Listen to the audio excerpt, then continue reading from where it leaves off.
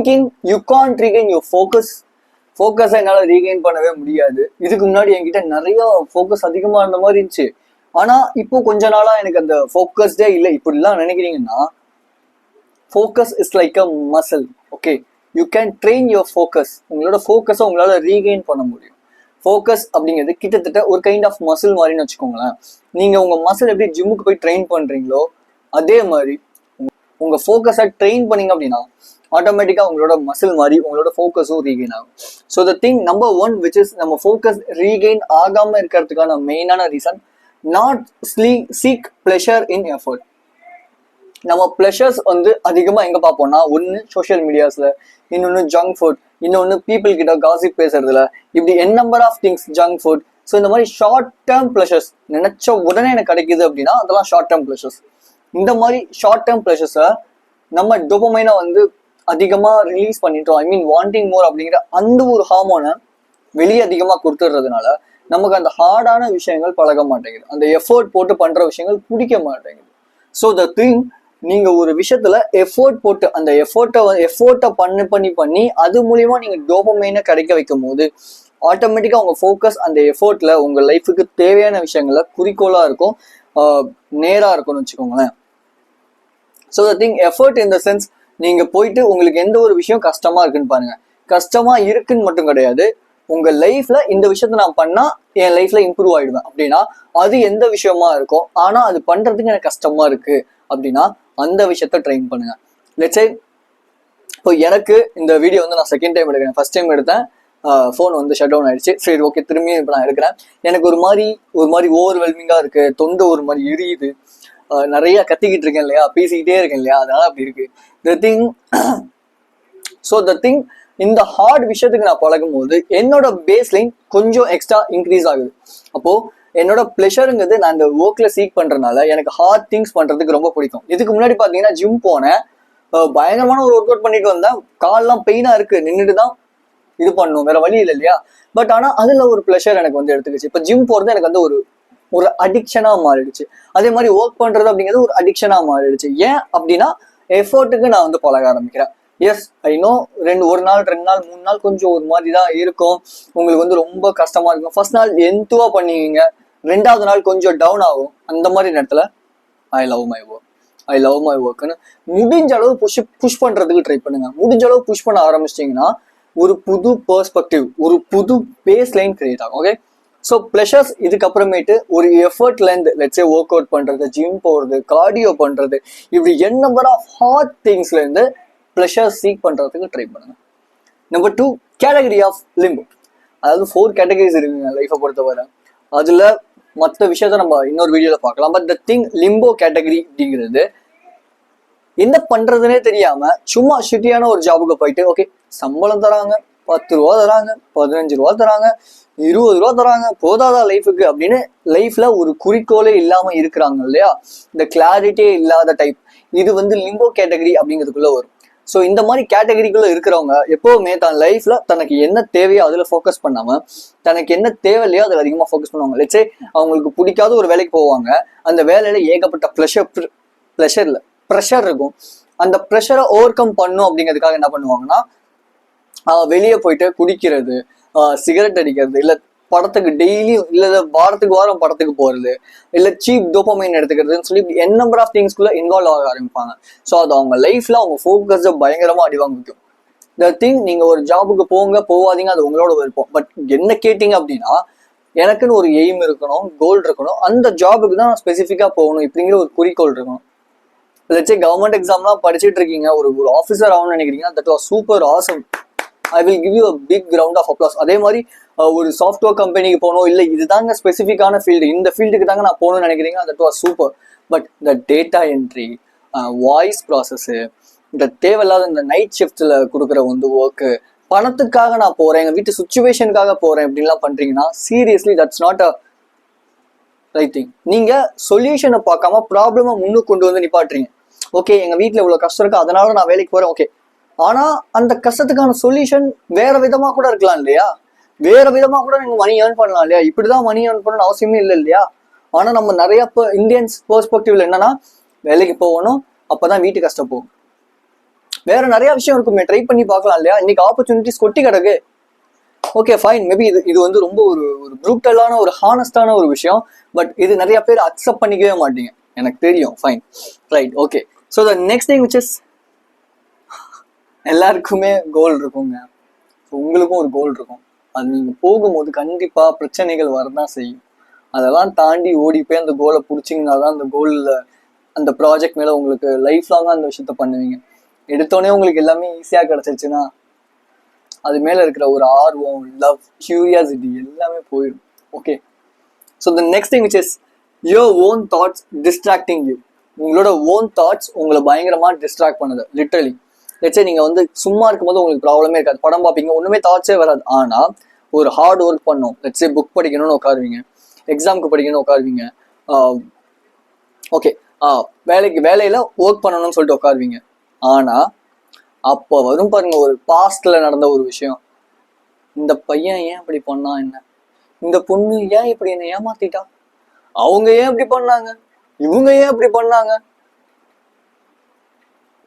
எனக்கு மட்டும் ஏன் என் லைஃப் இவ்வளவு மோசமா இருக்கு இப்படின்னு என் நம்பர் ஆஃப் தாட்ஸ்குள்ள போய் மாத்திப்பீங்க. அப்ப அந்த தாட்ஸ் உங்களை அந்த ஒர்க்கை பண்ண விடாம டிஸ்ட்ராக்ட் பண்ணும். நீங்க அந்த தாட்ஸ் எல்லாம் முடிச்சுட்டு இப்படி திரும்பி பார்ப்பீங்க, பார்த்தா 1 மணி நேரம் போயிருக்கும். என்னடா 1 மணி நேரம் உட்காந்தா யோசிச்சுட்டு இருந்திருக்கோம், இப்படி இருக்கும். ஸோ அப்போ இதை நீங்க ஓவர் கம் பண்ணணும், இதை ரெக்கவர் பண்ணணும்னா மெடிடேஷன் மட்டும்தாங்க முடியும்.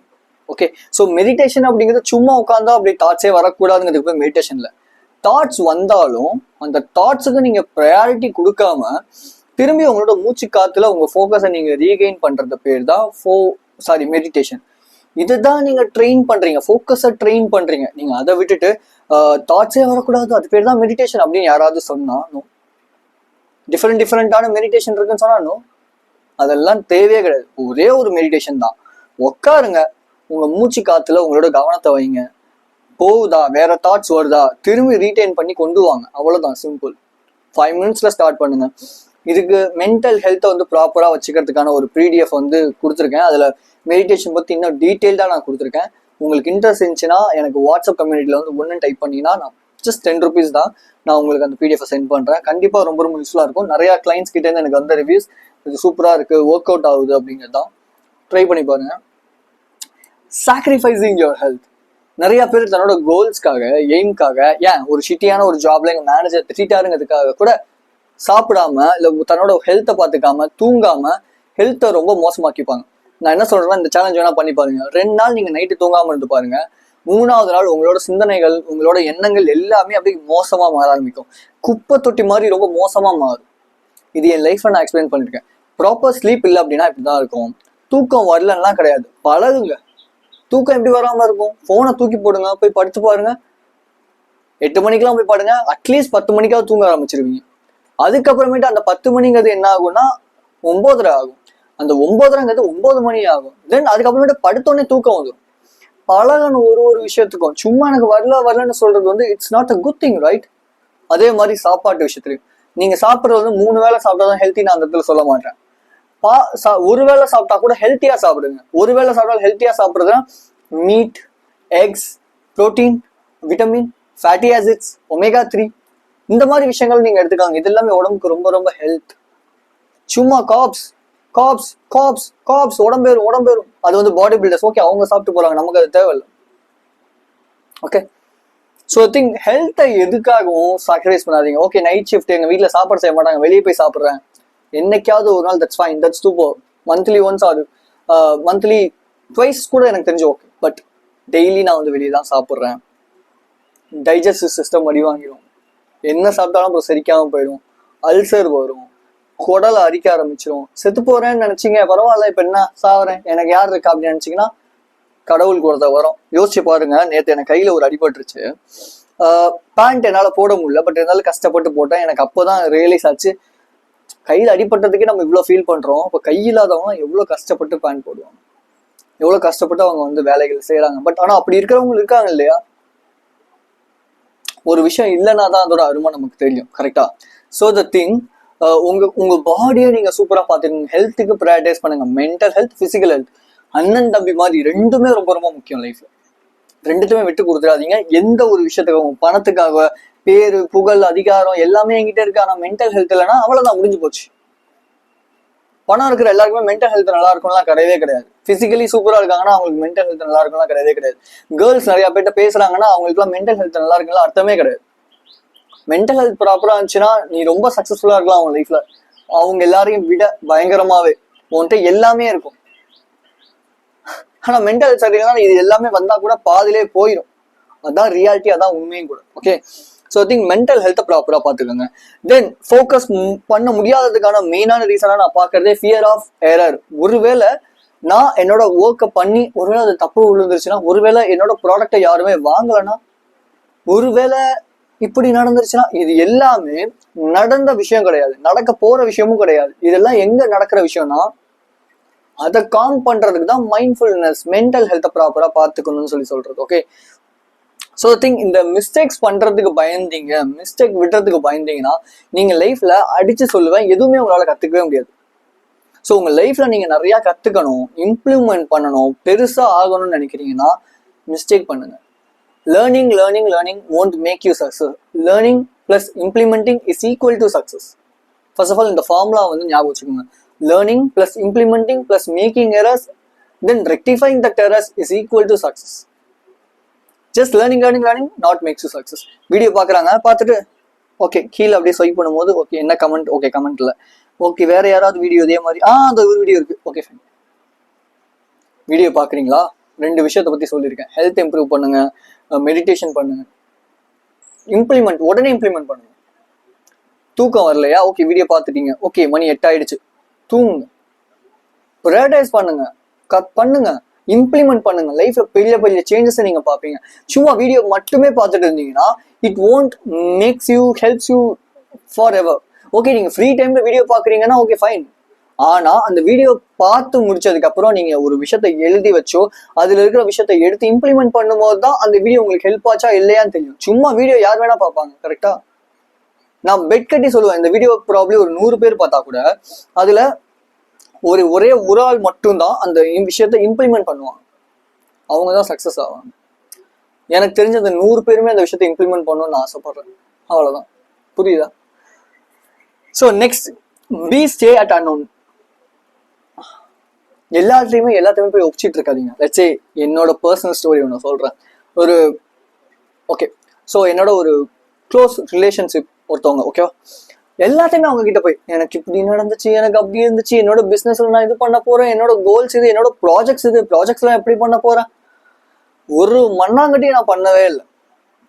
ஏன்னா அவங்க அதுக்கு ஆப்போசிட், அவங்க ஒரு சில தாட்ஸ் கொடுக்குறாங்க. அதுவும் இதுவும் எனக்கு வந்து என்னால ப்ராப்பரான டிசிஷன் மேக் பண்ண முடியல இந்த இடத்துல. அது நான் தப்பு ரைட்டு அதெல்லாம் நான் இந்த இடத்துல சொல்ல வரேன். இந்த தப்பு கரெக்ட் இதெல்லாம் விட்டுருங்க. என்னை பொறுத்தவரை என்னன்னா, என் மென்டல் ஸ்டேட்டுக்கு அடாப்ட் ஆகிறாங்க, அடாப்ட் ஆக மாட்டாங்க. என் மைண்ட் செட்டுக்கு ஓகே, என் மைண்ட் செட்டுக்கு ஓகே இல்லை, அவ்வளவுதான். இந்த நல்லவங்க கெட்டவங்க நான் பிரிக்கவே மாட்டேன். Mind set okay, mind set okay இல்லை, சிம்பிள். ஸோ அப்படிங்கும்போது அவங்க சொன்ன விஷயங்கள் என் லைஃப்ல பெருசா எனக்கு இம்பாக்ட் பண்ணவே இல்லை. அப்படிங்கும்போது நான் அவங்களோடயே இருந்துகிட்டே இருந்தேன், எல்லாத்தையும் சொல்லிக்கிட்டே இருந்தேன், பெருசா எந்த ஒரு விஷயமும் என் லைஃப்ல நடக்கவே இல்லை. பட் வென் நான் எல்லாத்தையும் சொல்றதை நிப்பாட்டி நான் அந்த எல்லா ரிலேஷன்ஷிப்புக்கும் பிரேக் கொடுத்துட்டு என் வீட்டில் முதல் கொண்டு நான் பேசல, I am in mark mode, that's why I'm like this, right? So நான் யார்கிட்டயும் பேசுறது இல்லை, நான் என்ன பண்ணிட்டு இருக்கேன், என்ன பண்ண போறேன், எதுவுமே நான் சொல்றது கிடையாது. பட் இந்த திங் நான் ஏதோ பண்ணிட்டு இருக்கேன், அவ்வளவுதான், சிம்பிள். இன்ஃபேக்ட் நான் உங்களுக்கு கூட பெருசா நான் என்ன பண்ண போறேன், என்ன பண்ணிட்டு இருக்கேன், அடுத்து என்னோட ப்ராஜெக்ட் இதெல்லாம் பெருசா நான் சொல்ல மாட்டேன். பிகாஸ் எனக்கு என் லைஃப்ல ஓகே நான் பண்ணதுக்கு அப்புறம் சொல்றது வேற, இல்ல அந்த விஷயங்கள் பார்த்து உங்களுக்கு தெரியறது வேற. சும்மா நான் பண்ண போறேன்னா தட்ஸ் அதுவே ஒரு டோபமைன் ஸ்ப்ரவுட்டோட கொடுத்து நம்ம அந்த விஷயத்த பண்ண முடியாம இருக்கிறதுக்கு ரொம்ப ரொம்ப ஒரு உதவியா இருக்கும்னு வச்சுக்கோங்களேன். ஸோ திங்க் நீங்க பண்ற எந்த ஒரு விஷயத்தையும் யார்ட்டையுமே சொல்லணும்னு அவசியமே கிடையாது. ஜஸ்ட் மிஸ்டீரியஸா இருங்க. என்ன பொறுத்தவரை அவ்வளவுதான். என்ன கேட்டீங்கன்னா மிஸ்டீரியஸா இருங்க. இது உங்க மேல ஃபோக்கஸ் பண்றது உங்களுக்கு ஹெல்ப் பண்ணும். உங்க லைஃப்ல உங்களுக்கு தேவையான விஷயங்களை ஃபோக்கஸ் பண்றதுக்கு ஹெல்ப் பண்ணும். நீங்க அதை விட்டுட்டு சும்மா இதை பண்ணுங்க, அதை பண்ண போறேன், அவங்க என்ன அவங்களோட ஒப்பீனியன், இவங்க ஒப்பீனியன், இவங்க என்ன சொல்றாங்க, அவங்க என்ன சொல்றாங்க கேட்டுக்கிட்டே இருந்தீங்கன்னா it won't work at all, right? Okay, finally, increase the challenge. Life is kind of a game, right? So அந்த கேரக்டர் லெவல் 1ல இருக்கு அப்படின்னா அது லெவல் 2க்கு மாத்துறதுக்கு என்ன பண்ணணும், லெவல் 3க்கு மாத்துறதுக்கு என்ன பண்ணணும், லெவல் 4க்கு மாத்துறதுக்கு என்ன பண்ணணும். ஒரு GTA கேம் விளையாடுறீங்க, ஓகே ஃபைன், பப்ஜியே விளையாடுறீங்க, ஒரு கேரக்டர் இருக்கு, அந்த கேரக்டர் அப்டேட் பண்ணணும்னா என்ன பண்ணணும்?